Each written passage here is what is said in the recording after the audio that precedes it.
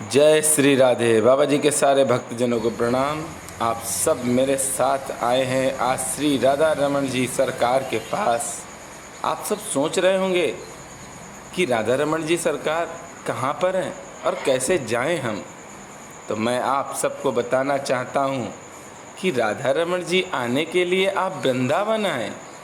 रंग जी के मंदिर से बिहारी जी के लिए जब आप चलेंगे तो निधवन के पास में श्री राधा रमन सरकार का भव्य मंदिर है। राधा रमन सरकार स्वयं प्रकट है। भगवान श्री कृष्ण का रूप हैं मेरे प्यारे राधा रमन जी। राधा रमन जी सरकार के आप सब दर्शन करने श्री धाम वृंदावन में जरूर आए। मैं आपको वो स्थान दिखा रहा हूँ जहाँ पर राधा रमन जी स्वयं प्रकट हुए हैं। प्रणाम करिए आप सब। जय हो मेरे राधा रमन सरकार की। ये वो स्थान है जहाँ पर श्री राधा रमन जी प्रकट हुए हैं। मैं आप सबको अभी राधा रमन सरकार की आरती में ले चलूँगा। उसके बाद आप श्री राधा रमन जी के दर्शन करें।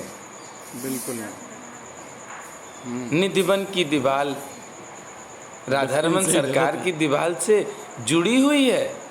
आप निधिवन जाएं तो निधिवन के पीछे श्री राधा रमन जी हैं। आप सब राधा रमन जी के दर्शन करें।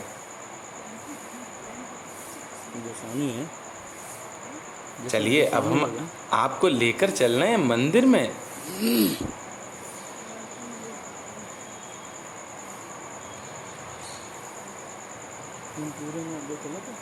राधा रमन सरकार स्वयं प्रकट हैं।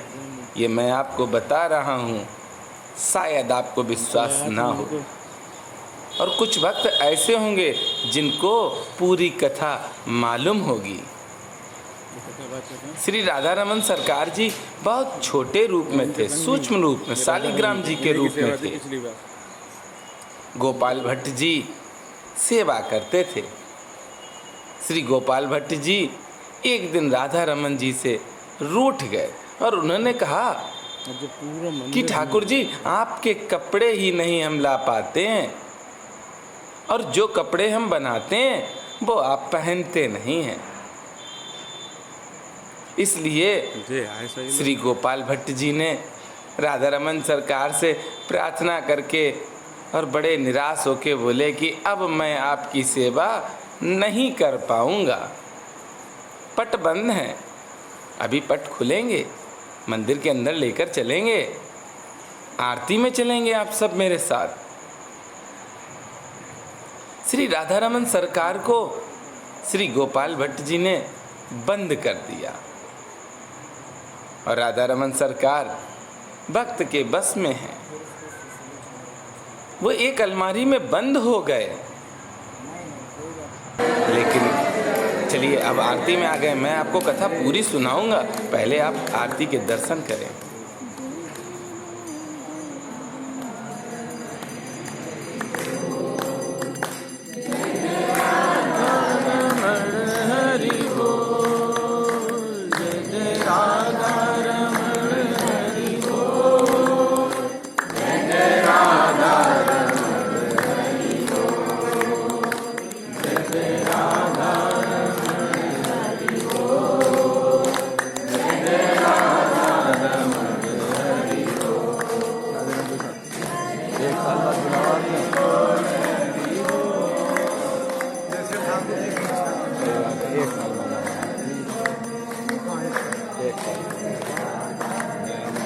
साल भर तो हो गया बंद, आधे के दिन बंद हो गए थे। 22 तारीख को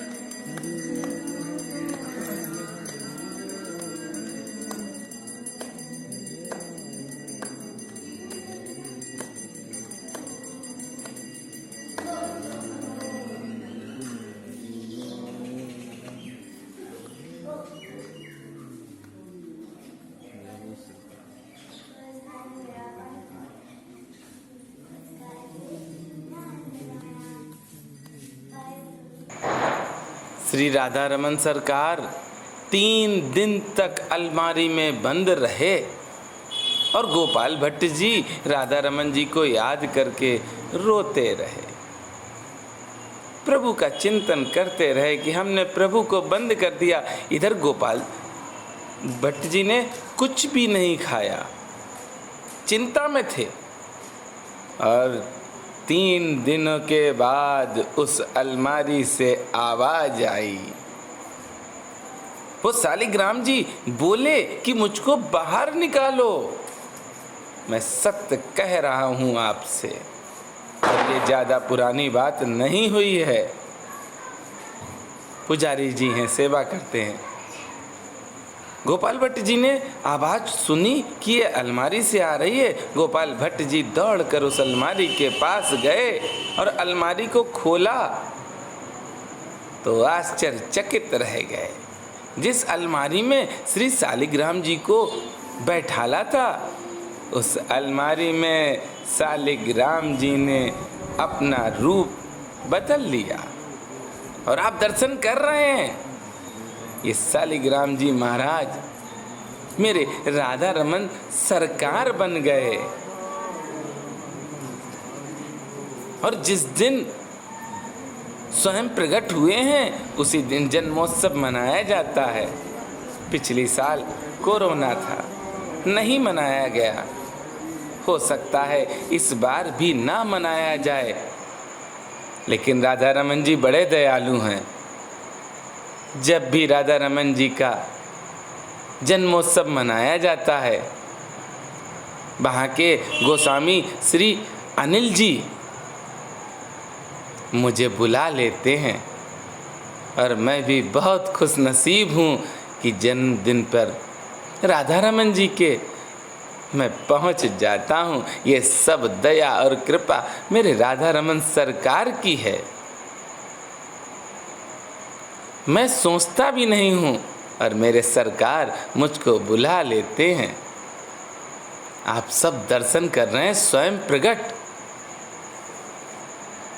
शालिग्राम जी महाराज थे और अब राधा रमन जी के रूप में आप सब देख रहे हैं। बड़े ही प्यारे हैं।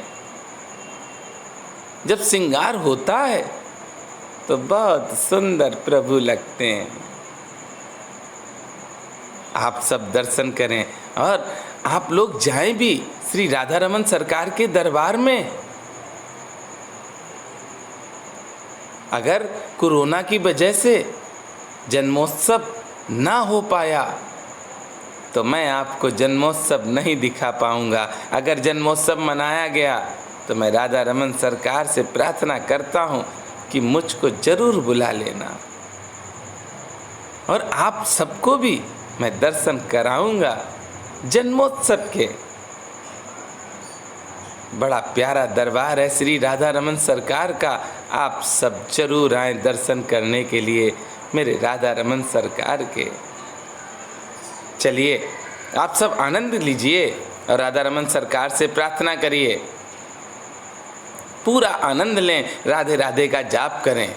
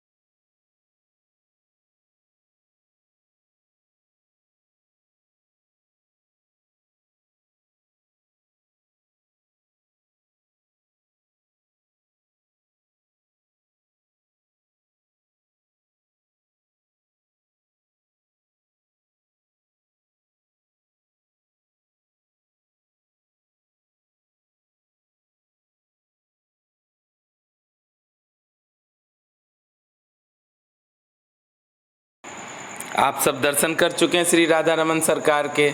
आप सब ने राधा रमन सरकार की कथा भी पूरी सुनी है। अब प्रेम से बोल दीजिए राधा रमन सरकार की जय। जय हो नीप करोरी बाबा की जय।